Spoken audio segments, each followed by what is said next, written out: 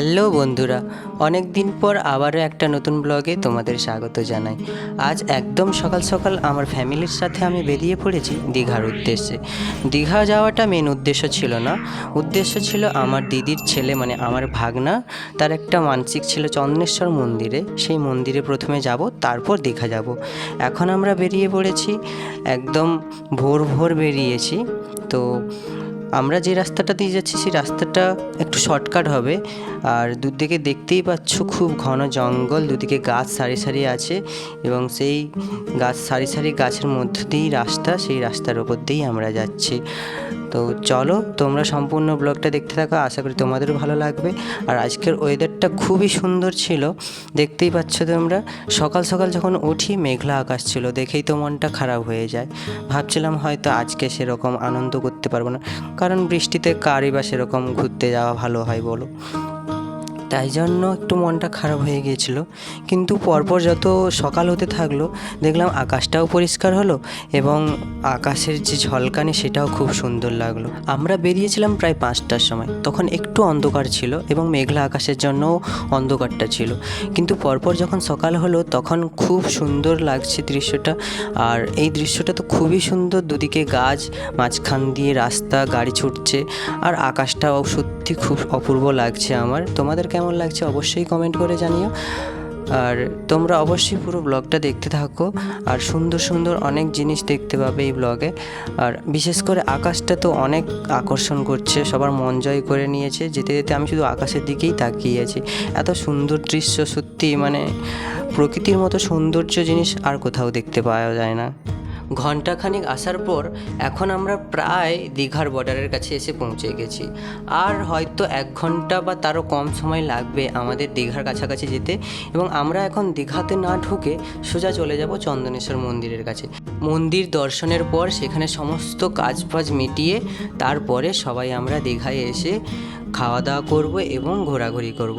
সামনে একটা সুন্দর ব্রিজ আছে দেখতে পাচ্ছ, এটা কি ব্রিজটার নাম দেখতে পেলাম না, গাড়ি তো খুব অনেক জোরে যাচ্ছে। তো জানি না কী ব্রিজ, তোমরা যদি জেনে থাকো তাহলে অবশ্যই কমেন্ট করে জানিও। আর সত্যি বলতে আকাশের প্রশংসাটা যতবারই করছি ততবারই মনে হচ্ছে যেন কম হয়ে যাচ্ছে। সত্যি আকাশটা আমার খুবই মন কেড়ে নিয়েছে একদম। আমরা এখন সেই জায়গায় এসে পৌঁছে গেছি যে জায়গাটা খুবই সুন্দর একটা দৃশ্যের জায়গা। সেই জায়গাটা হলো এইখানে নদী এবং সমুদ্রের মিলনস্থল, যেটাকে বলে মোহনা। এই মোহনাটা দেখতে অনেক মানুষের ভিড় করে এবং দূরে দেখতেই পাচ্ছ প্রচুর মানুষ ওখানে আছে এবং এখানে আকাশটাকেও আরও সুন্দর লাগছে। প্লাস ওই নদী এবং সমুদ্র যে মিশেছে তার যে ঢেউ, সেই ঢেউও দেখতে খুবই সুন্দর লাগছে। আর মাত্র কিছু সময় বাকি দীঘার গেটকে আমাদের পৌঁছোতে, এবং সেই গেট থেকেই শুরু হয় দীঘার বর্ডার। দেখতেই পাচ্ছ আমরা এখন বর্ডারে ঢুকে গেছি এবং সামনে সাইনবোর্ড দেওয়াই আছে, দেখতে পাবে তোমরা। এই যে এটা হলো সেই গেট এবং সামনে দেখবে তোমরা যে একটা সাইনবোর্ড দেওয়া আছে। এই গেটটা দিয়ে আমরা ঢুকে যাব চন্দনেশ্বরের দিকে এবং ওখান দিয়েই আবার ব্যাক করব।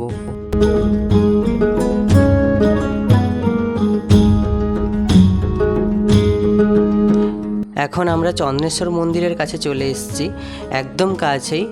আর দেখতেই পাচ্ছ এই হচ্ছে সেই মন্দির এবং এখন আমাদের সামনে গাড়ি পার্কিং করবে, পার্কিং করে সবাই নামবে এবং নেবে এইখানে পুজো দিতে আসবে এবং তার মানসিক যে আছে সেই মানসিক শোধ করা হবে। এই হলো আমার ফ্যামিলি এবং আমার দিদির ফ্যামিলির পুরো স্টাফ, সবাই গাড়ি থেকে নেমে গেছে। প্রায় আমরা 20 থেকে 22 জন মতন এসছিলাম একটা গাড়িতে করে। তো সবাই নেমে পড়েছে, আস্তে আস্তে সবাই মন্দিরের দিকে এগোচ্ছে পুজো দেওয়ার জন্য। যে যার পুজো দেবে এবং ওখানে ভাগনাকে স্নান করাবে, তার মাথার চুল ন্যাড়া করাবে, আর সবার একটু ঘোরাঘুরিও হবে। তবে এটা লাইফে আমার ফার্স্ট টাইম চন্দনেশ্বর আসা, এর আগে আমি একবারও আসিনি। আমার দিদি মা এরা এসছে, কিন্তু আমার এটা প্রথমবার, তাই একটু বেশি উৎসাহ ছিল যে চন্দনেশ্বরের মন্দিরটা কীরকম দেখতে, এখানকার ঠাকুরগুলো কীরকম দেখতে, তো সেটার জন্য একটু বেশি আগ্রহ ছিল। তো চলো ভেতরে গিয়ে তোমাদের সঙ্গে আবার দেখা হচ্ছে। এখন আমরা মন্দিরের একদম গেটের সামনে এসে গেছি। আস্তে আস্তে সবাই গেটের ভেতরে ঢুকবে, তো আমিও ঢুকবো। গেটের সামনে অনেক দোকানদানি দেখলাম, যারা ফুল পুজোর জিনিসপত্র এইসব বিক্রি করছে। তো আস্তে আস্তে আমরা গেটের মধ্যে ঢুকছি। এখানে স্লিপ করা হচ্ছে মন্দিরে ঢোকার যে টিকিট। জামাইবাবু আরও যারা ছিল তারা সবাই এখানে কথাবার্তা বলছে যে কীভাবে কীরকম হয়। তো ফাইনালি আমরা মন্দিরের ভেতর প্রবেশ করে গেছি এবং এরপর হচ্ছে পূজা দেওয়ার পালা। এবার সবাই পুজো দিতে যাব। তো চলো, এই হচ্ছে আমার ভাগনা, এরই আজকে মাথার চুল নামানো হবে, এরই মানসিক আছে। তো ওর একটু মনটা খারাপ হয়তো, কারণ মাথার চুলগুলো নামিয়ে নেবে। ওর সঙ্গে আমি একটু কথা বলছিলাম। ফাইনালি ওর মাথার চুল নামিয়ে নিয়েছে। ও খালি গা চুলকাচ্ছিল, কারণ চুল পড়েছে তো গায়ে, তাই জন্য। আর আমি একটু টাকে হাত বুলিয়ে নিলাম। ও বিরক্ত হচ্ছিল একটু আমার প্রতি। এটা হলো এই চন্দনেশ্বর মন্দিরের ঘাট, যেই ঘাটে স্নান করবে, স্নান করে পুজো দিতে যাবে। তো স্নান করে নিক, তারপরে তোমাদের সঙ্গে দেখা হচ্ছে। তো আমাদের পুজো দেওয়া হয়ে গেছে। ভেতরে পুজো দেওয়ার ভিডিও করতে পারিনি, কারণ ওখানে নিষিদ্ধ ছিল ক্যামেরা বা ছবি তোলার জন্য, তাই জন্য করতে পারিনি। এখন আমরা সবাই বেরিয়ে পড়েছি দীঘার উদ্দেশ্যে। এখন দীঘা যাব, ওখানে স্নান সেরে আবার বাড়িতে রওনা দিব। 20 থেকে 25 মিনিটের মধ্যেই আমরা দীঘা পৌঁছে গেছি। এবং দীঘায় ওয়েদার তো খুবই সুন্দর হয়, সেটা সবারই জানার।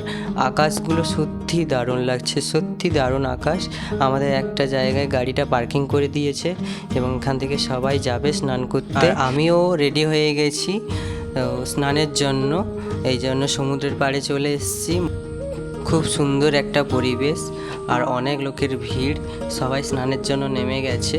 আর এখন প্রায় 11:30টার মতন বাজে, আমরা চলে এসেছি দীঘাতে। এখনই সবাই নেমে যাবে, তারপরে উঠে খাওয়া দাওয়া করবে, তারপরে একটু ঘোরাঘুরি করে কেনাকাটি করে সবাই বাড়ি যাব।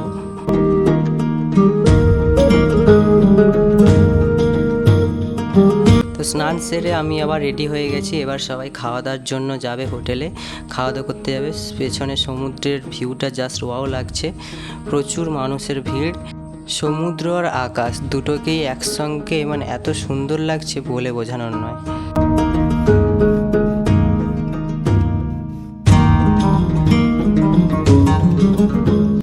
খাওয়ার পর আমি একটা গোলা খেয়ে নিলাম। গোলা না খেলে আমার ঠিক মন ভরে না, দীঘায় আসলে গোলা খেতেই হবে। গোলাটা খুব পছন্দের আমার, তাই জন্য একটা গোলা খেয়ে নিলাম। আর ওখানে ওরা সবাই কেনাকাটা করছে, আমিও একটু পরে কেনাকাটা করতে যাব। আমি আমার কেনাকাটা ছেড়ে গাড়িতে বসে গেছি। তো এখনও অনেকেই কেনাকাটা করছে, তাদের জন্যই আমরা অপেক্ষা করছি গাড়িতে বসে। ওরা এলেই আমাদের গাড়ি ছেড়ে দেবে। আর বসে বসে আমি বাইরের দৃশ্যটা দেখছি, বাইরের আকাশ, সমুদ্রের ঠান্ডা হাওয়া, সেই লাগছে। দীঘা থেকে আমাদের গাড়ি ছেড়ে দিয়েছে, এখন বাড়ি ফেরার পালা। আর তোমরা অবশ্যই জানিও আজকের ব্লগটা কেমন হলো, আর আজকের বিশেষ করে আকাশটা কেমন ছিল অবশ্যই তোমরা জানিও, কারণ আমার আকাশটা তো এখনও খুব সুন্দর লাগছে। তো চলো, আজকের মতন টাটা, ভালো থেকো সবাই।